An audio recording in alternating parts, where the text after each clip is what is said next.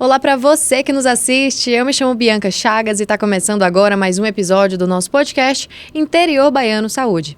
E hoje o nosso convidado é Vitor Marques, ele que é médico formado pela Universidade Federal da Bahia, a UFBA, e especialista em nutrologia pela Abram, com atuação voltada em emagrecimento e reposição hormonal. Neste bate-papo vamos conversar sobre saúde, bem-estar e hábitos que ajudam a construir uma vida e uma rotina mais equilibrada. Vitor, seja muito bem-vindo ao nosso podcast Interior Baiano. Obrigado, Bianca. É um prazer estar por aqui, falando de algo que a gente gosta muito, que a gente ama muito, que é saúde, que é qualidade de vida. E mais uma vez eu agradeço aqui pelo espaço de estar junto com vocês. Obrigada. Bom, para a gente poder começar da melhor forma, eu fiz uma pequena introduçãozinha sobre você, mas eu acho que seria interessante você mesmo se apresentar, explicar para o pessoal como é que foi essa sua trajetória, se você sempre quis fazer medicina, como é que tudo começou, se é natural, de onde, então conhecer mesmo. Muito bom. Bom, eu digo que eu sou o esposo da Bárbara, o pai da Ágata, de 1 ano e 4 meses. O primeiro médico da família, né? Desde os 12 anos de idade eu acabei criando essa vontade, esse desejo, esse sonho de me tornar médico. Eu acho que mais pelo desafio. Um tempo atrás, fazer medicina era um pouco mais desafiador do que os tempos atuais. E de fato foi o que aconteceu, né? Eu concretizei esse sonho, me tornei o primeiro médico da família e com muito esforço, com muita dedicação ali, comecei a fazer faculdade lá em Salvador, né? Era especificamente a faculdade onde eu queria fazer, né?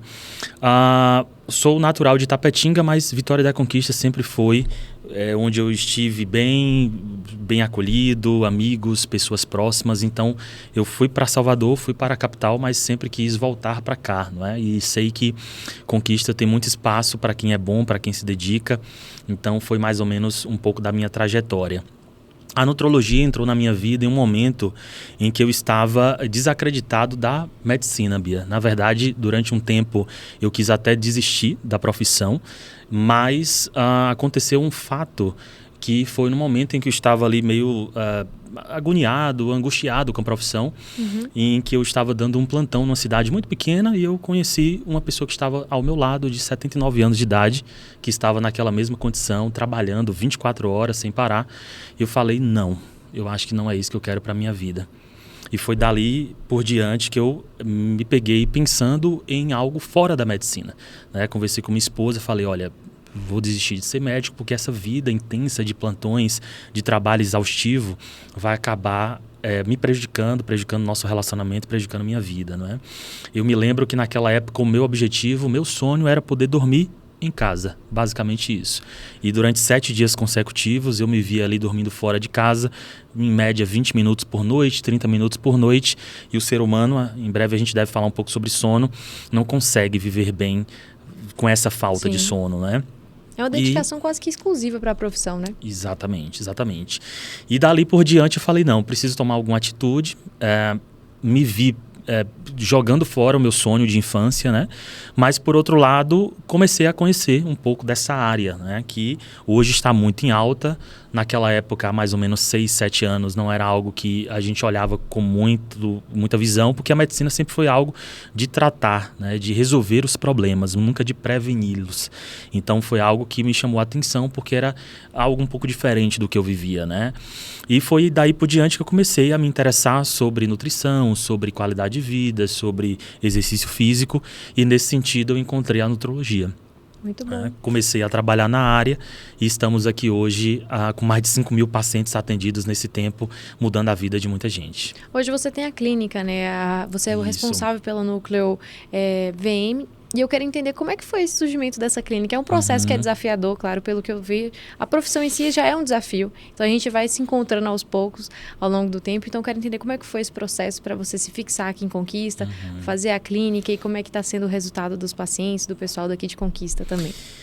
Olha, eu costumo dizer que a nossa trajetória foi cheia de altos e baixos, né? Como qualquer trajetória que é vitoriosa, ela precisa ter desafios e isso nos fez o que nós somos hoje, né?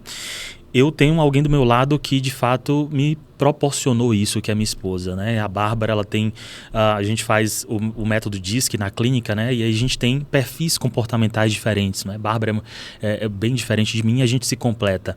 E a gente começou com uma clínica de 40 metros quadrados, a gente ampliou depois para 100 metros quadrados e agora a gente está com uma clínica de 500 metros quadrados, com 16 colaboradores, pessoas que estão junto com a gente, uma equipe multiprofissional. Hoje eu entendo que para tratar a obesidade, ajudar a prevenir doenças, o médico é uma das figuras importantes, sim, mas que precisam existir outras, né? Enfermagem, nutrição, psicologia, educação física, todos eles são super importantes nesse processo. Hoje a gente tem uma equipe multiprofissional focada no tratamento da obesidade, no tratamento do peso, na reposição hormonal, tratamento da menopausa e condições associadas, como área estética, não é? Cardiologia, tudo isso visando entregar o melhor para o paciente, fazer com que ele viva mais, viva melhor, tenha mais qualidade de vida. E para a gente é um prazer muito grande quando alguém chega falando: doutor, você mudou minha vida, eu consegui emagrecer 40 quilos, 60 quilos por conta da sua ajuda. Então realmente isso é o que enche o nosso coração e a gente é muito grato por isso. A receptividade tem sido muito boa, nos últimos tempos a gente tem crescido, tem ampliado nossos horizontes para as novas tecnologias, novos tratamentos. A gente tem também uma base de acompanhamento de serviço em São Paulo, né? Eventualmente eu tenho ido lá também atender, a gente atende numa clínica nos Jardins, mas o nosso foco realmente é aqui em Vitória da Conquista, para poder fazer com que as pessoas da região, as pessoas da cidade tenham um serviço tão bom quanto o que a gente tem lá. E é isso que eu queria já explorar um pouco, né? A gente sempre vê que Conquista está em crescimento, seja nessa área da saúde, na educação, sempre um polo crescente. E eu queria entender qual é o diferencial que a gente pode esperar da sua clínica, o que é que os pacientes que estão buscando realmente começar esse tratamento de emagrecimento, ter uma qualidade de vida melhor, eles vão encontrar quando forem até a sua clínica. O atendimento em si, como eu vi, é bem completo, a gente tem vários serviços que são necessários, até porque a profissão apenas sozinha da nutrologia não vai fazer o efeito de o que um trabalho conjunto faz. Então, eu quero entender um pouco mais desse diferencial. O que é que você tem trazido lá de São Paulo para a Conquista para ser aplicado aqui? Muito bom. Veja bem, quando a gente fala sobre acompanhamento médico, acompanhamento nutricional, é muito comum a gente ter um padrão tradicional, sim, habitual. Então, quando você vai ao médico, geralmente você leva para ele suas queixas, o que você está sentindo, o que precisa resolver. Ele te entrega uma receita e pede para você voltar depois de um tempo para ver o que vai acontecer. Esse é um modelo que, no meu entendimento, ele está falido, ele não funciona mais. Por quê? Porque quando a gente fala, sobretudo no tratamento do peso, sobretudo sobre saúde, a gente tem que ter um acompanhamento regular. E isso requer muito cuidado próximo. Então, na clínica, a gente tem um cuidado de um acompanhamento semanal de todos os pacientes. Além disso, a gente tem ajustes frequentes com base no que o paciente vai trazendo para a gente. Sobretudo quando a gente fala do tratamento do peso. Por quê? Uma pessoa que é sedentária, que tem hábitos que precisam melhorar, eles vão demandar um tempo maior. Não vai ser de uma hora para outra, né? Exatamente, vai demorar um tempo. Por quê? Porque a pessoa está habituada há 20, 30 anos de sua vida a se alimentar mal, a dormir mal, a não fazer atividade física. E já entrando nesse ponto, existem hábitos que eles demoram cerca de 7 dias para serem conquistados, como talvez beber água, mas existem hábitos que demoram 360 dias, como é o hábito de fazer atividade física, né? Existe aquela métrica que 21 dias para construir um hábito, mas o que a gente tem de evidência é que isso pode demorar de 3 semanas, né? De 7 dias, na verdade, até um ano. Ou seja, isso requer um empenho muito grande de uma equipe por trás disso para a gente poder ajudar com que essa pessoa não só perca peso, mas consiga manter o peso perdido. E não só essa pessoa que precisa emagrecer, mas que precisa melhorar a saúde como um todo, ela necessita de uma equipe acompanhando para que ocorra uma mudança do estilo de vida. Nesse sentido, a gente acredita muito no poder do acompanhamento multidisciplinar. Então, na clínica, a gente tem um psicólogo especializado nessa área, a gente tem um nutricionista especializado nessa área, a gente tem uma outra nutri especializada no paciente de performance, né? A nossa nutri, ela já fez 10 Ironmans, por exemplo, e a gente tem um educador físico, a gente tem a equipe de enfermagem, ou seja, uma equipe multi para acompanhar esse paciente no processo dele de melhora e de mudança de saúde. Eu, como médico, eu lidero essa equipe, a gente tem outros médicos na equipe também, mas a gente tem reuniões frequentes para conversar sobre os casos, para discutir, e toda semana a gente tem ajustes, ou seja, é uma metodologia diferente do habitual, diferente do tradicional. Isso requer muitas vezes um cuidado especial, porque isso demanda tempo, demanda cuidados especiais, então a gente não consegue atender todo mundo, é uma demanda mais restrita. A gente tem um perfil exclusivo de acompanhamento, um acompanhamento mais próximo, mas que gera muito mais resultado, muito mais engajamento, né? Então o núcleo hoje ele é para todo mundo, mas os tratamentos são realmente próximos, são realmente exclusivos, né? A gente tem um diferencial nesse aspecto. Um acompanhamento mais personalizado nesse sentido, né? Exatamente, é isso aí. E falando a respeito do profissional em si, quando a gente tem, como por exemplo, eu preciso estar em situação de obesidade para procurar um nutrólogo, eu preciso me atentar a partir de qual momento que eu preciso buscar o profissional e qual será o papel desse profissional para poder me atender? Bom, eu costumo dizer que a nutrologia ela vem para todos, né? A obesidade, o sobrepeso são condições que hoje estão muito em alta, requerem um acompanhamento muito importante desse médico, mas eu digo que a nossa especialidade é para todo mundo.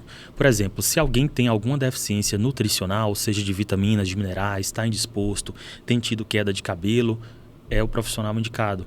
Se a pessoa tem tido algumas alterações do estilo de vida, como sono, intestino, que não tem funcionado bem, talvez quer ganhar massa muscular de uma maneira saudável e adequada, é o profissional indicado. Ou seja, a gente contempla várias áreas. Caso você tenha uma saúde de ferro, uma saúde perfeita, mas quer ter mais longevidade, viver mais com mais qualidade, também é o profissional.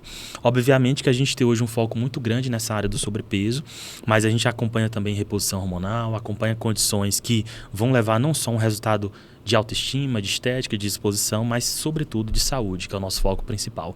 Então, a nutrologia, ela engloba vários aspectos da saúde da pessoa, né? Não só redução do peso, mas com certeza outras áreas que muitas vezes parecem, né, que não estão ali, mas a gente consegue ajudar. É porque eu acho que, querendo ou não, está tudo muito atrelado, né? A questão da estética, às vezes está relacionado com uma questão mais psicológica, que você acaba tendo um tratamento conjunto. Sim. A questão da saúde também, que está atrelada a essa longevidade. Então, são questões que estão muito conjuntas, que caminham juntas para poder ter um resultado positivo como um todo. E exatamente. Falando nessa questão da longevidade, que é uma questão, acho que as pessoas hoje, quando são muito jovens, não estão muito preocupadas, mas quando você vai adquirindo uma certa idade, a gente já começa a se preocupar mais com cuidados faciais, cuidados corporais, para poder ter uma qualidade de vida quando chegar com 50, 60, 70 anos. Então, qual é que seriam os métodos mais adequados? Quais são os métodos que vocês usam também hoje em dia para a gente poder se preocupar e se atentar mais para conseguir chegar com qualidade de vida lá futuramente?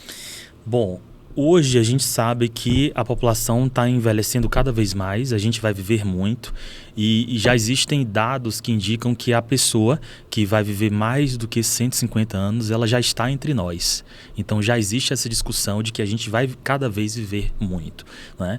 E por conta disso a gente precisa saber como viver mais, mas não só isso, como viver mais e viver melhor. Sim. Porque não adianta, não é, a gente ter 90 anos de idade em cima de uma cama, né? Tendo que ter pessoas ao nosso lado para poder cuidar da gente, não é? Nesse sentido, tem vários pontos que a gente pode ficar de olho quando a gente fala sobre longevidade saudável.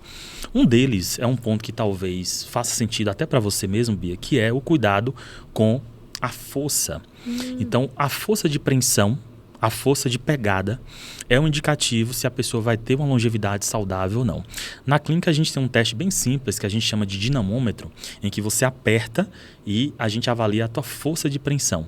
Para mulheres, uma força acima de 16 quilos está relacionada a uma boa qualidade de força, uma boa quantidade de força. Mulheres que têm um valor menor, a gente considera que ela tem uma condição chamada de dinapenia, que é um fator de risco para sarcopenia. A sarcopenia é uma deficiência da força muscular e da massa muscular. São duas condições associadas. Se além disso, essa pessoa também tem uma perda da performance muscular, ou seja, não consegue levantar da cadeira, não consegue fazer as atividades do dia a dia, a gente considera que é uma sarcopenia grave, geralmente acomete idosos. Então esse idoso, por exemplo, que tem essa condição, vai viver menos, ou se for internado na UTI, numa unidade de terapia intensiva, vai viver muito pouco. Ou seja, essa é uma condição que a gente pode olhar hoje com 20 anos de idade, 25 anos de idade, que a gente vê se a gente vai viver mais ou não. E aí eu tenho visto muitas mulheres com esses problemas, tá? Sobretudo porque usam anticoncepcional de forma regular, e isso acaba dificultando um pouco a massa muscular, aumentar a massa muscular, ou porque estão sedentárias, ou porque as mulheres muitas vezes se subestimam um pouco mais, acreditam que não conseguem pegar uma quantidade maior de carga no treino, né? Então isso é muito frequente no consultório, ou ingerem pouca quantidade de proteína, né? Então esse é um dos pontos. A gente poderia falar de outros também, Dormir menos que 7 horas por noite está associado com um risco maior de ter doenças do coração, de ter Alzheimer, de ter várias condições que estão associadas a uma longevidade, ou seja, de viver pior ao longo do tempo, né? Além disso, o próprio sedentarismo, né? A atividade física pouco frequente, consumo de alimentos industrializados, ou seja, isso são pontos que não precisa de nenhum exame específico, né? Você mesmo pode avaliar de maneira simples muitas vezes e avaliar se você vai viver mais ou não. Tem como a gente reverter isso com 40 ou 50 anos de idade? Sim. Mas quanto mais você tem esse estilo de vida, pior, né? A gente sabe que ao longo do tempo as condições vão piorando, né? Sobretudo quando a gente passa ali dos 40 anos de idade, as condições são outras. Então é muito importante que a partir de cedo mesmo, quando jovem, eu não sei qual é o público aqui, a faixa etária do podcast, mas desde cedo é importante se cuidar para que a gente consiga viver com mais qualidade. Não, eu tô absorvendo todas as informações, eu tô com 24, mas eu já tô achando super importante a começar o quanto antes. Falando também dessa questão estética, que a gente vê muito o pessoal buscando os profissionais dessa área justamente por conta disso, a gente vê muito hoje difundido nas redes sociais a questão das canetas emagrecedoras, né? O Ozempic, o Mounjaro. Então eu queria que você explicasse pra gente e elucidar um pouco sobre essa questão, o que seria esse medicamento, para que ele é indicado e quando e a partir de que momento se deve começar a questionar se deve tomar ou não. Muito bem. Bom, essas medicações que são consideradas canetas emagrecedoras, de fato, nos trouxeram uma revolução do tratamento da obesidade. E muito rápido, né? Muito rápido. Realmente é algo disruptivo, muito revolucionário. No entanto, essas questões trazem para a gente também uma bomba relógio. Por quê? Porque essas medicações, ao reduzir o apetite, aumentarem a saciedade, de fato terem resultados, muitas vezes ser bem seguras, quando utilizadas de forma inadequada, elas podem piorar a massa muscular. E aí a gente volta mais uma vez para esse aspecto. Eu costumo dizer que músculo é ouro. Então a gente não pode perder nosso ouro. E durante o processo de emagrecimento é muito comum eu receber no consultório gente muitas vezes que perde peso de maneira inadequada, ou porque está fazendo uso sem acompanhamento médico adequado, ou porque muitas vezes o médico prescreveu e ainda está naquele modelo antigo, volte daqui a 6 meses que eu vou te avaliar, e perde muito músculo. Ou muitas vezes a pessoa está até bem acompanhada, mas ela não está fazendo por onde exercício físico regular, comendo proteína de forma adequada. Eu brinco no consultório que eu falo assim, olha, se você não conseguir comer proteína ou realizar exercício físico durante o processo de emagrecimento, talvez seja interessante a gente até pausar o seu tratamento, tá? Porque isso vai gerar problemas para você piores do que o excesso de peso. Então é muito importante que as pessoas entendam que são medicações revolucionárias, vieram para ficar, realmente são diferentes de tudo que a gente já viu. Tanto é que a indústria farmacêutica, no último ano, tem um valuation em torno de $1 trilhão. Então, de fato, é algo realmente revolucionário, porque antes a gente tinha muito pouca opção. Sim. E medicações que geravam muitos efeitos colaterais, né? Essas medicações, comparativamente às outras, elas trazem muito menos efeitos colaterais, mas são medicações que, de fato, entregam um grande resultado. E a questão do tempo também, o fato delas trazerem um resultado, as pessoas conseguirem ver o resultado em um período de tempo menor do que essas antigas, isso também acaba chamando mais atenção, fazendo com que a pessoa queira começar a fazer uso. E eu acho que o que vale a pena a gente se atentar também são os riscos, né, da automedicação. Como você falou, todo o tratamento, ele sendo feito de maneira adequada por um profissional, a chance de ter um resultado é muito mais fácil e de um resultado positivo e bom para a nossa saúde, né, com qualidade. Então, quais são os riscos que uma automedicação ela pode causar para a gente no consumo do Mounjaro ou do Ozempic? Olha, são muitos os riscos, né? Muitos riscos. Mas, de antemão, eu sempre digo para todo mundo, e inclusive tem estudo científico falando disso, que perdas rápidas de peso, de algum modo, elas são benéficas, no sentido de que a pessoa, ao perceber resultado, ela se motiva durante o tratamento. A ideia não é emagrecer rápido demais para perder massa muscular nem saúde, mas a ideia também é ter um resultado inicial para que a pessoa que está muito acima do peso se engaje no processo. Porque realmente, uma pessoa que precisa emagrecer 50 quilos, por exemplo, alguém que tem obesidade grau 3, e no primeiro mês ela perde apenas 500 gramas, é algo extremamente desmotivador. Psicologicamente a pessoa também fica abalada, né? Que ela não conseguiu adquirir o resultado que ela queria. Então, acho que acaba afetando bastante nesse sentido. Muito. E aí, cabe ao médico, muitas vezes, acompanhar esse paciente para entregar um resultado também, acompanhá-lo para que ele consiga se motivar, para que haja um resultado, né? Isso é muito importante. Agora, quando a gente fala sobre emagrecimento rápido, a gente tem que ter um certo cuidado, porque para cada quilo de peso eliminado, o metabolismo reduz 40 calorias. Então, se alguém eliminou 10 quilos, ela vai queimar menos 400 calorias. E para isso também, para cada quilo de peso eliminado, o apetite aumenta 100 calorias. Ou seja, à medida que a gente vai emagrecendo, o corpo tende a reduzir o metabolismo e aumentar o apetite, para fazer com que ocorra uma recuperação do peso. Quando a pessoa perde massa muscular, esses efeitos contrários são mais agressivos. Ou seja, a pessoa tem uma redução maior do metabolismo e um aumento maior da fome, da necessidade de comer. Então é muito importante que durante o processo a gente consiga ter um emagrecimento saudável, uma perda de peso saudável.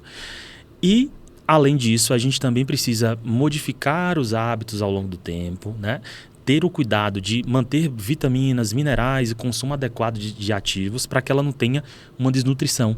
Eventualmente eu recebo pacientes com obesidade relativamente desnutridos. Parece ser até um paradoxo isso, um pouco estranho, mas de fato pode acontecer.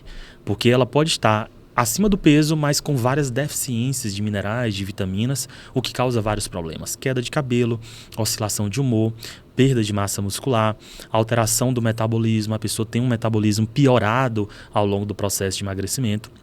Então a gente precisa ficar muito atento com esse acompanhamento, esse suporte. E de fato, as medicações são boas, são bem-vindas, mas com uma boa estratégia por trás. Outra questão que eu acho que vale a pena a gente sanar as dúvidas, Vitor, é sobre o período de tratamento, né? A gente vê muita gente relatando na internet, falando que fez o uso do Ozempic, do Mounjaro, e depois de um determinado tempo parou, eu não sei se de maneira adequada, né, com acompanhamento ou não, mas que depois sentiu muito mais fome, começou a engordar com mais facilidade do que antigamente. Então, são riscos e também são receios que a população tem. Então, eu queria que a gente explicasse para eles como é que funciona esse tratamento. Tem um período adequado? Aí eles vão ter que ficar tomando o Mounjaro, vai gerar uma dependência ou não? Como é que funciona? O que a gente tem que saber antes? Perfeito. A obesidade, a questão do peso, a gente considera que ela é uma doença crônica, recorrente e que não tem uma cura definitiva. Sim. Então ela tem esses três aspectos: crônica, recorrente, que não tem cura. Assim como outras condições como hipertensão, diabetes, ela requer um tratamento de longo prazo. Então, muitas vezes, quando alguém utiliza um Mounjaro por 2 ou 3 meses e para o tratamento, ela está fazendo um uso que não é ideal. O uso deve ser feito por mais longo prazo, sobretudo quando há uma obesidade mais severa, uma obesidade mais grave. O que acontece é que muitas vezes isso tem um estigma social, ou seja, o próprio profissional da saúde, muitas vezes até um médico, um nutricionista, acaba indo contra essas medicações por acreditar que é um caminho fácil, ou que a obesidade é apenas fechar a boca, ou que falta disciplina, quando não é. E quando a gente fala sobre hipertensão, não há a mesma conversa. Ou seja, o estigma social em relação ao peso é muito frequente. E aí, já falando do nosso diferencial, a gente sempre tem um valor na clínica que é não julgamento. Geralmente as pessoas que chegam até nós são pessoas que já foram julgadas, passaram para os outros profissionais, não obtiveram resultados e foram tidas como preguiçosas, né? Então a gente tem muito esse cuidado, por quê? Porque de fato é uma condição de saúde, é uma doença, é uma patologia que requer cuidados e tratamentos. Quando a gente fala sobre tempo de uso da medicação, eu sempre digo que o ideal é utilizar até chegar ao peso ideal. Chegou até o peso ideal, a gente precisa pensar e não retirar de vez, mas pensar num certo desmame, numa certa redução da dose da medicação. O corpo da gente, ele não se adapta muito rápido ao peso novo. Ou seja, se alguém estava com 80 quilos e foi até 60, esses 60 quilos o corpo não entende que ele ainda está naquele peso. Então, em média, o corpo demora 1 ano e meio a 2 anos para entender que aquele é o novo peso ideal.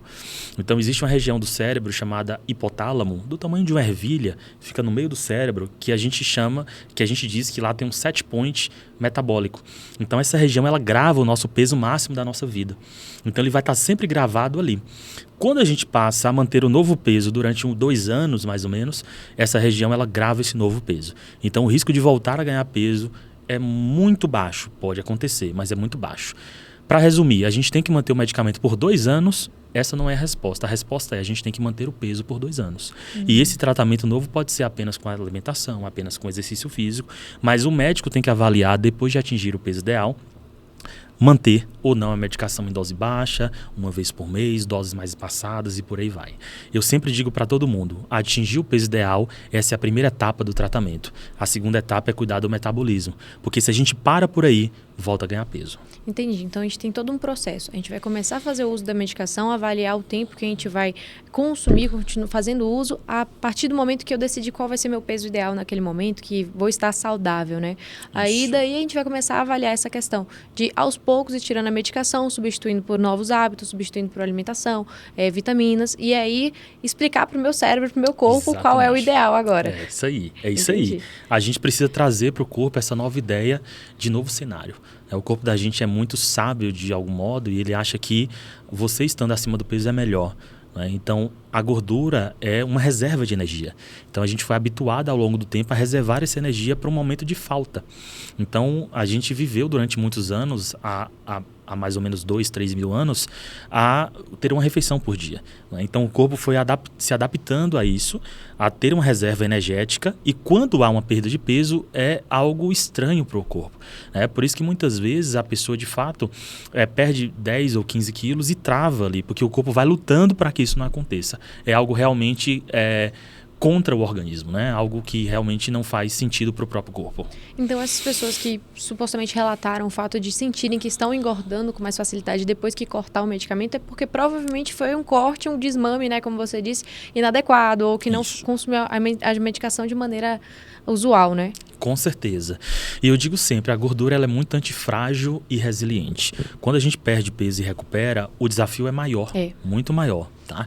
Então, à medida que há esse efeito sanfona, essas perdas e recuperações, o corpo se torna mais poupador, né? Então, o tecido adiposo ele fica mais difícil de ser perdido, o metabolismo muda e à medida que isso vai acontecendo, quem sofre é o músculo do coração. Então, a saúde cardiovascular é muito piorada por esse efeito sanfona frequente. Entendi. Bom, Vitor, eu só vou interromper a gente rapidinho para eu dar um recado para o pessoal de casa também. Bom, se você está gostando do nosso bate-papo aqui hoje com o Vitor, então não se esqueça de seguir o nosso canal, tá? Você pode ativar também o sininho para ficar por dentro de todas as notificações. E caso você não tenha tempo de acompanhar a gente pelo YouTube, então você pode acessar a nossa plataforma no Spotify, tá? As nossas redes sociais também estão disponíveis, @InteriorBaiano, para você ficar por dentro de tudo. E caso você queira ler uma matéria um pouco mais completa, é só você acessar o nosso site, interiorbaiano.com.br, e ficar por dentro de tudo. Bom, Vitor, eu queria agora entrar numa outra pauta que eu acho que vale a pena a gente destacar, né? Sim. Nos Estados Unidos, a gente está vendo uma mudança um pouco, não abrupta, mas assim, aos poucos a gente começou a perceber que a população tem consumido menos alimento do que normalmente era feito, né? E eu queria ver como é que está isso aqui no nosso país, no Brasil, se vocês também já vêm percebendo isso como um estudioso, né, da área, e o que a gente pode trazer dessa transformação histórica, se isso é uma mudança que vem para ficar, ou vai ser esse efeito sanfona que pode acontecer de aumentar novamente. Então, eu queria muito ouvir sua opinião como responsável da área. Muito bom. A gente tem alguns dados bem alarmantes em relação ao excesso de peso no nosso país. Sim. Mais do que 50% da população se encontra acima do peso no momento atual, né? E mais do que 30% tem obesidade. Então, realmente é algo muito importante. É um problema de saúde pública. Tem uma faixa etária, mais ou menos, de idade para a gente poder identificar isso? Olha, o que a gente tem de dado hoje é que o público adulto, né, ali por volta dos 30 anos até os 50 anos, é o que tem mais casos, né? A gente tem mais prevalência. No entanto, nos últimos 5 anos, o público jovem, adolescentes, crianças, esse problema tem crescido muito, né? Tanto é que existem algumas políticas públicas tentando ser implementadas no Rio de Janeiro, na capital, por exemplo, Fluminense, aconteceu um fato novo. A Câmara de Vereadores estabeleceu uma regra, né, de que alimentos industrializados não podem ser mais comercializados em algumas escolas particulares. Então isso é algo que precisa acontecer, porque realmente é um problema que apenas com a medicação não vai ser resolvido. É um problema muito maior, muito mais intenso do que isso, né? Mas, como a gente tem esse fato aqui, esse dado aqui, nos Estados Unidos é ainda pior. Né? Então, a gente tem uma quantidade muito maior de pessoas lá com sobrepeso e obesidade. E pior ainda porque eles têm um problema dos superobesos, né? São pacientes, são pessoas muitas vezes com obesidade grau 3 avançada. Então, é o país que mais faz cirurgia bariátrica no mundo e o Brasil é o segundo colocado. Agora, em 2025, 15% da população estadunidense utilizou algum análogo do GLP-1. Ozempic, né? A gente tem o duplo agonista, que é o Mounjaro, então é o GLP-1, que é um hormônio intestinal, junto com o GIP, que é um outro hormônio que potencializa o efeito. E existem alguns dados recentes que indicam que alguns casos de obesidade em algumas regiões dos Estados Unidos já estão caindo. Então, realmente é um cenário que é disruptivo. A gente tem visto desde a década de 90 crescendo e agora uma curva invertida. Sobre a alimentação, a indústria alimentícia já está entendendo esse novo cenário e está focando agora no novo cenário. Eu acabei de postar um vídeo recente no meu Instagram falando sobre a rede de fast food McDonald's, né? Falando sobre isso. Eles estão mudando o cardápio totalmente, focando em mais proteína, porque a pessoa que utiliza o análogo de GLP-1, ela tende a buscar comer mais proteína saudável. Bater uma meta ali, né? Exatamente, isso aí. E isso vem para o Brasil também. Então, a gente já tem visto que algumas empresas grandes de indústria alimentícia, supermercados, hipermercados, têm percebido uma queda no consumo de alimentos. Existe uma discussão se é o menor poder aquisitivo da população e tudo, mas, de fato, parece que as medicações têm interferido nisso sim. Menos carboidratos e mais proteínas. Então, houve uma queda nos últimos meses no consumo de arroz, por exemplo, né? E está ocorrendo um aumento do consumo de carne vermelha, por exemplo. Ou seja, as proteínas realmente para esse público é algo que tem aumentado, o consumo tem aumentado. E eu creio que a indústria vai ter que se remontar nos próximos tempos, porque realmente alimentos ultraprocessados, alimentos industrializados tendem a cair cada vez mais e a gente tem visto redes de alimentação saudável ou de alimentação mais proteica crescendo muito. A própria indústria do álcool, né, da bebida alcoólica, tem percebido essa mudança também. O público mais jovem, mesmo aquele que não utiliza as canetinhas, estão bebendo menos, estão ingerindo menos álcool. Então, realmente é um novo cenário. Um cenário do bem-estar, do lifestyle, do wellness, né, do bem-estar. E os bares, as baladas estão percebendo essa mudança. Eu creio que nos próximos 10 anos isso tende a mudar muito. Não tenho dúvidas. Eu também acho. A gente vê isso no dia a dia da gente, né? O pessoal tem a tendência de tentar bater a quantidade de proteínas, hoje em dia, academia. E o que eu via também muito dito no ano passado foi a questão de que qualidade de vida e luxo estavam sendo atreladas, né? Que muita gente na rede social era postar saindo em festas, curtindo em viagens, mas que depois de um tempo começou a ser atrelado a questão do luxo com a qualidade de vida. Você tem um tempo de postar uma foto na academia, de você fazer uma atividade física, de você correr. Você acha que essa questão da rede social também está atrelada a essa mudança de pensamento? Muito, não tenha dúvidas. A gente vê muitos influenciadores, né, nesse sentido também, cuidando de si, cuidando do corpo. E aí a gente pode discutir até a questão dos exageros ou não, mas de fato a internet, a rede social impacta, né, seja positivamente ou seja negativamente. O que a gente tem visto também são criação de algumas tribos, né? Hoje, por exemplo, se a gente olhar para a nossa cidade, a quantidade de corridas que tem aumentou, né? Em Vitória da Conquista aumentou muito. A gente estava pensando, inclusive, em implementar uma corrida para a nossa clínica. A gente já não tem algumas datas para esse ano, até porque é um ano diferente, né? A gente vai ter Copa do Mundo, a gente vai ter eleição. Então, as corridas aumentaram muito. Tem uma outra tribo do triatlon, né? De pessoas de mais alta performance, da academia, né? Do público de outros cenários, como uma academia um pouco mais coletiva, com pilates e tal. Ou seja, existem várias tribos. E isso, as pessoas querem fazer parte, né, desses movimentos, estarem nesses ambientes. E eu costumo dizer o seguinte, a saúde ela foi vista com outro olhar depois da pandemia, né?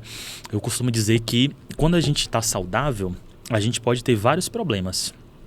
Problemas em casa, problemas financeiros, problemas da empresa. Mas quando a gente não tem saúde, a gente tem um problema. A gente só tem aquele problema. Porque a saúde realmente não tem preço, é nosso bem mais precioso. Sem saúde a gente não consegue resolver mais nada.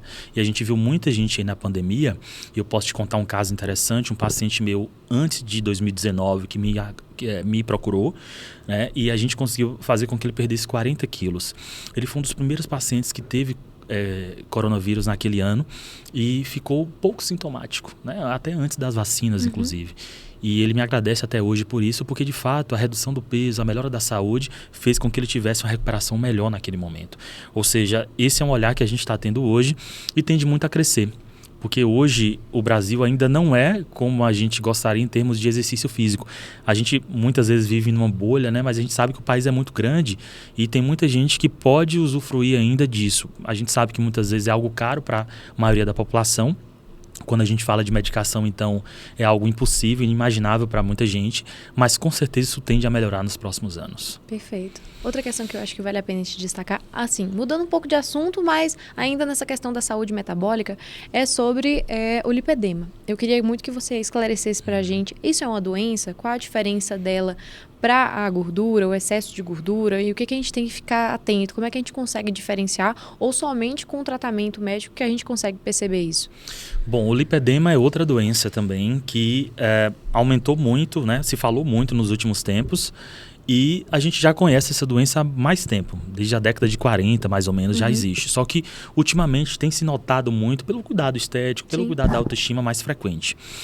O lipedema de fato é uma doença, de fato é uma condição de saúde, é uma doença, mas não existe nenhum exame que diagnostique. Então, como uma depressão, uma enxaqueca, é um diagnóstico extremamente clínico, feito dessa forma. E aí existem alguns pontos que a gente pode elencar para avaliar se a pessoa tem lipedema ou não. Então, o que é o lipedema? É uma doença que acomete mulheres e geralmente acomete região das pernas, mas pode acometer braços também. E é caracterizada por um acúmulo de gordura nessas regiões que não melhora com a alimentação e com a atividade física. Então a mulher perde peso muitas vezes, ela tem um estilo de vida até adequado, mas ela não melhora essa gordura nas pernas. É simétrico, ou seja, a quantidade que tem do lado esquerdo tem do lado direito. Então dos dois lados de forma igual, simétrico. Há uma sensação de peso nas pernas, hematoma, mesmo que não haja pancada, a pessoa não se machucou, não fez nada e aparece aqueles hematomas ali. Uma retenção extrema, dor nas pernas. Então essas condições, associadas ao exame físico que o médico faz, dá o diagnóstico. Então é mais ou menos por aí. O tratamento, como eu falei, ele é muito médico. Então, claro que o estilo de vida vai ajudar, mas o tratamento é médico. E, por incrível que pareça, tem condições que parecem saudáveis, tem estratégias que parecem saudáveis que pioram o lipedema. Por exemplo, uma mulher que está num quadro inicial, é contraindicado para ela correr, porque as microlesões das passadas pioram o lipedema. Então tem que ter muita atenção com o tipo de exercício que se faz. Atividade de alto impacto, pular, por exemplo, é algo que tem que ser evitado no início também, né? Existem algumas intolerâncias alimentares também que são ruins para essas mulheres. Tem que investigar intolerância ao glúten, lactose, porque pode estar associada também. E o tratamento é médico, é clínico, né? Muitas vezes a gente pode reduzir o processo inflamatório da doença e é uma condição que está muito associada ao estradiol, que é o hormônio feminino. Então a mulher não é que ela vai ter mais estradiol, mas ela é mais receptiva na região das pernas. Então, eventualmente, fazer algum tratamento hormonal também pode ajudar. O simples fato de a mulher retirar o anticoncepcional oral, se ela usa, já melhora. Porque o anticoncepcional oral piora muito essa condição. E é uma condição que tem um tratamento muito bacana e a mulher tem um resultado muito bom, ela fica super satisfeita e reduz o risco de algumas doenças piores, como trombose, né, por exemplo. Então, realmente é uma condição que a gente trata muito e tem um resultado muito bom.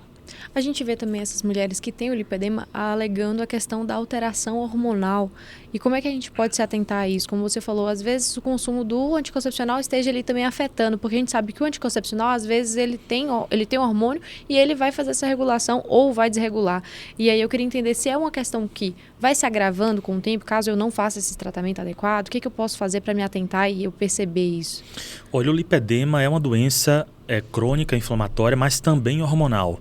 Então, ela já tem por si só um componente hormonal associado, que é, como eu falei, a receptividade maior ao estradiol, que é o hormônio feminino. Nesse sentido, se ela usa anticoncepcional, oral principalmente, ou injetável, ela precisa conversar com a ginecologista para trocar o método. Esse é o primeiro passo. Por quê? Como o anticoncepcional geralmente é o próprio estradiol, ela está colocando, eu digo, álcool, querosene no fogo. Ela está inflamando a doença, ela está piorando essa condição. Então, a ideia é a gente retirar o anticoncepcional. Obviamente que se a mulher precisa do efeito contraceptivo, ela vai ter que pensar em outras estratégias. Mas, de fato, é a pior das opções. E aí a gente pode pensar num DIU, no Implanon, em outras opções terapêuticas, né, para ter esse efeito contraceptivo. Mas, de fato, como é uma condição hormonal, é ideal retirar o anticoncepcional. Entendi. Então é todo um trabalho em conjunto, né? Sim. E essa questão da reposição hormonal, existe chance de eu perder algum hormônio, eu exceder em algum? Como é que eu faço para a gente poder tomar esse cuidado maior com a questão dos hormônios femininos? Muito bom. Se a gente fala especificamente de mulher, a gente tem uma condição que é a menopausa. Sim. Então, é a condição associada ao envelhecimento, né? A gente tem, antes da menopausa, o climatério, que é uma região ali onde a mulher, uma idade, que ela fica tendo alguns sintomas, os hormônios começam a reduzir, mas 1 ano sem menstruar, 12 meses sem menstruar, a gente considera menopausa por aí. Idealmente, toda mulher deveria fazer reposição nessa fase, porque a reposição hormonal ela traz diversos benefícios quando bem feita. Por exemplo, há uma redução do risco de osteoporose, risco de Alzheimer, risco de doenças cardiovasculares. Então, a reposição hormonal, quando bem feita, ela reduz risco de problemas de saúde. Até pouco tempo atrás, algumas pessoas e alguns estudos falavam que a reposição poderia aumentar o peso, aumentar o risco de câncer, mas isso não foi mais encontrado em estudos recentes. Então, quando bem feita, quando exames prévios são realizados, a reposição é muito bem-vinda. Claro que quando bem feita. Porque, por exemplo, alguns hormônios não deveriam ser utilizados por algumas vias. Então, a gente vê alguns médicos ainda prescrevendo algumas vias que são proscritas, vamos dizer assim. Então, o médico que acompanha tem que avaliar muito isso. Eventualmente, a gente faz exames hormonais em todas as mulheres que nos acompanham, sobretudo nessa idade, 45 anos, 40 anos, 50 anos. E, a partir disso, a gente identifica se, de fato, há necessidade de fazer reposição ou não. Não são em todos os casos, né? Desculpa interromper. Não são em todos os casos. Não são em todos os casos. Para a mulher, muitas vezes, principalmente nessa etapa que a gente sugere fazer reposição, né? Além disso, a reposição hormonal para a mulher, ela poderia estar associada a um estilo de vida desregrado. Então, a mulher que é sedentária, se alimenta mal, dorme mal, poderia ter algumas disfunções hormonais também. Mas que ajustando o estilo de vida, a tendência é isso se regular novamente. O problema da menopausa é que a mulher já não mais produz os hormônios. Então, a reposição precisa ser feita, porque senão ela não tem mais como produzir, né? Já falando do homem, se você me permite, a gente nota uma alteração, sobretudo, da obesidade. Então, se o homem está acima do peso, sedentário, dorme mal, a gente vai ter uma redução da testosterona. Isso é muito frequente. E a gente tem queda da libido, queda da disposição, perda de massa muscular, perda do rendimento no trabalho. O homem geralmente perde a capacidade de executar, de agir, de acordar cedo, de fazer acontecer. Isso é muito frequente. E aí, eventualmente, a gente faz a reposição ou a gente melhora o estilo de vida. Isso vai depender muito do que o paciente precisa. Se ele estiver muito sintomático, às vezes vale a pena começar a reposição, independente da idade, porque é algo que pode acarretar até uma piora no estilo de vida dele. Então, se ele não tem testosterona, como ele vai fazer academia? Como ele vai para o treino? Então, às vezes, faz sentido iniciar a reposição logo. Achei que foi interessante você comentar essa questão dos homens, porque a gente vê muito falar de reposição hormonal relacionada às mulheres, né? Sim. Por conta dessa menopausa. Os homens também passam por isso em determinada idade, né? A gente só não é tão falado e tão comentado que nem acontece Sim. com as mulheres. Então, é um cuidado que a gente também tem que ter. E quais são os primeiros sintomas, assim, ações que os homens têm que ficar mais atentos para eles poderem se preocupar mais com a saúde? Olha, a gente costuma dizer que o homem procura o médico quando mexe na libido. Sim. Né? É o ponto que ele acaba procurando. Mas, antes disso, muitas vezes ele pode começar a ficar mais estressado, mais o sono ruim. A questão da queda de cabelo também está atrelada a isso ou não? Não, no homem não. Na verdade, a gente pode ter uma queda associada ao aumento do DHT, que é um hormônio derivado da testosterona. tá? Mas a queda da testosterona está mais associado a estresse, a oscilações de humor, a queda da libido, a perda da disposição. Então, são sintomas que geralmente acontecem. Muitas vezes o homem não está tão sintomático, ele não apresenta tantos sintomas, mas a redução da testosterona já pode provocar algumas alterações em outros exames, por exemplo, glicemia. Então a gente tem uma relação direta com queda da testosterona e aumento do risco de diabetes. Às vezes também acontece um aumento da gordura abdominal. Então é outra condição também que a gente precisa ficar de olho. Geralmente esse homem tem uma queda natural a partir dos 50 anos, mas a gente tem visto hoje com muita frequência uma queda antecipada pelo estilo de vida. E o pior é o estresse, que muitas vezes é invisível. O homem não nota, o homem não percebe porque ele acha que é forte, ele acha que pode fazer acontecer.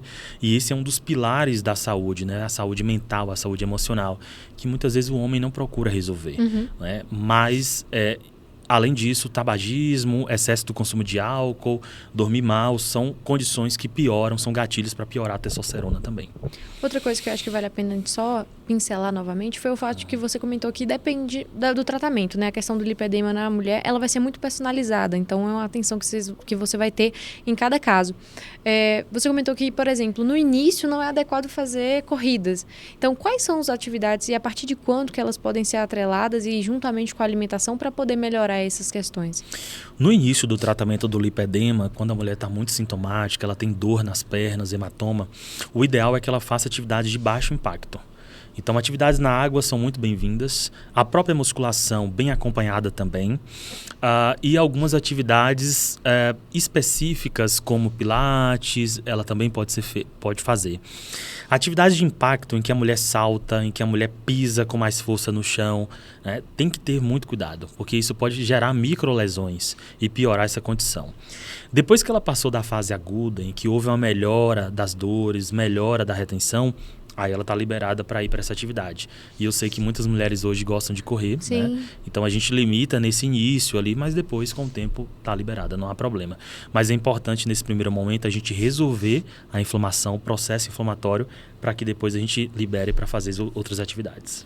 Bom, só para finalizar essa questão das perguntas, eu queria saber se tem alguma outra questão, algum outros sintomas que estão sendo apresentados com mais recorrência, tanto em homens quanto em mulheres, para a gente poder se atentar, pensando em questão das pessoas mais jovens que estão chegando agora. O pessoal do nosso podcast, como você comentou, varia a questão da idade aqui, a nossa faixa etária é bem diferente, mas acho que seria interessante a gente poder apresentar para eles essas questões e a partir de que momento você já indica procurar um nutrólogo? Mesmo que a pessoa não tenha obesidade, o que você acha que a gente deveria se atentar?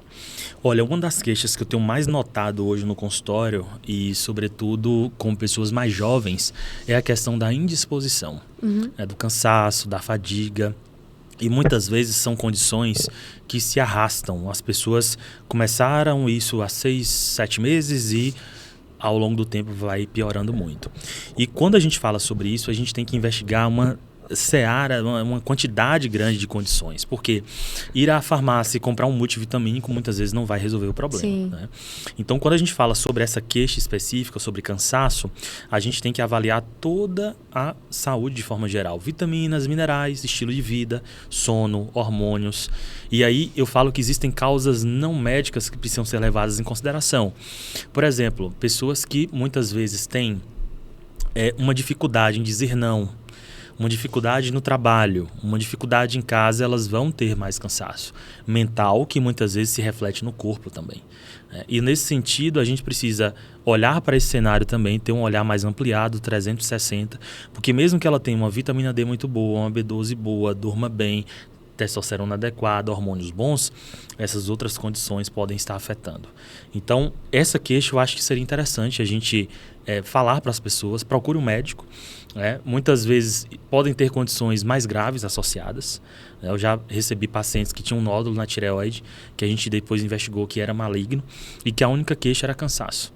Então faz sentido muitas vezes avaliar com o médico mais profundamente, e uma consulta de 15 ou 20 minutos não vai resolver o problema, né? Muitas vezes eu recebo o paciente numa pré-consulta, depois ele volta com 1 hora, que a gente atende um tempo maior, faz uma avaliação global, porque muitas vezes requer um cuidado mais afinado para identificar exatamente essa questão. Tá? Perfeito, Vitor. Bom, a gente está quase chegando ao fim do nosso bate-papo, passou bem rápido, inclusive. Sim. Mas antes eu tenho um desafio para você. Característico aqui do nosso podcast, a gente tem um quadro chamado Jogo Rápido. Então eu vou trazer aqui nomes que são até familiares para você e eu vou pedir que você as defina com uma breve palavrinha, né? Ou uma frase curta que você pode definir essa pessoa. Pode ser? Tá bom, pode ser. Bom, vamos começar da melhor forma. Ana Bárbara Astério. Parceira. Ágata Astério. Meu amor. Núcleo VM. Meu sonho. Medicina. Paixão. Vitória da Conquista. Meu lar. Doutor Vitor Marques. Resiliente. Acho que seria isso aí. Muito bom, Vitor. Bom, queria deixar aqui meus agradecimentos por ter topado fazer parte desse podcast com a gente. Contar um pouco mais sobre essas mudanças de vidas que estão chegando agora no ano de 2026, principalmente, que o pessoal está mais atento. E eu deixo aqui um espaço para você falar com seus pacientes, com o pessoal que está nos assistindo também, que está pensando em começar a ter uma melhora na qualidade de vida, vai buscar o profissional e também até se questionando se deve ou não tomar as canetas emagrecedoras. O que é que você deixa aí de dica e recado para eles? Olha, eu te agradeço por esse espaço aqui, Bia. Foi muito bom. Passou rápido, não foi? Passou. E eu quero deixar uma mensagem para todo mundo que a nossa saúde é o nosso bem mais precioso, né? Eu costumo dizer na clínica que a gente não deve colocar a nossa saúde em mãos ou, porventura, utilizar substâncias que a gente não gostaria que outras pessoas utilizassem, né? Então, qualquer ato que você vai ter sobre a sua saúde, sobre a sua vida, converse com o seu médico, alinhe com sua equipe que te acompanha, para que você faça a melhor escolha, para que você não coloque a tua saúde em risco em detrimento da tua estética, né? A estética é importante e a gente diz que saúde é um olhar longo, né, sobre vários aspectos. A autoestima e a estética também estão englobadas nisso, mas a gente não pode colocar nossa saúde em risco jamais. E eu agradeço muito por esse espaço aqui. Obrigada, Vitor. E agradeço também a você que nos acompanha de casa e até a próxima.